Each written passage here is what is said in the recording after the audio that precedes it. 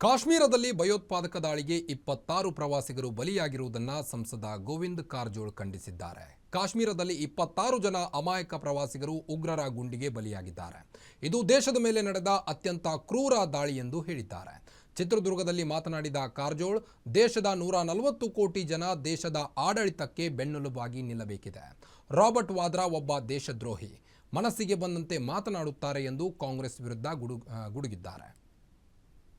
ದಾಳಿ ಅಮಾಯಕರನ್ನ ಕೊಲ್ಲೋದಂದ್ರೆ ಕಾಡು ಪ್ರಾಣಿಗಿಂತಲೂ ಕನಿಷ್ಠ ಇರ್ತಕ್ಕಂಥ ಉಗ್ರಗಾಮಿಗಳ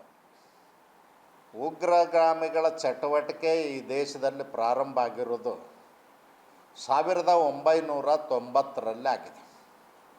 1990ರಿಂದ 2014ರವರೆಗೆ ನರೇಂದ್ರ ಮೋದಿಜಿಯವರು ಪ್ರೈಮ್ ಮಿನಿಸ್ಟರ್ ಇರಲಿಲ್ಲ, ಅಮಿತ್ ಶಾರವರು ಗೃಹ ಮಂತ್ರಿ ಇರಲಿಲ್ಲ.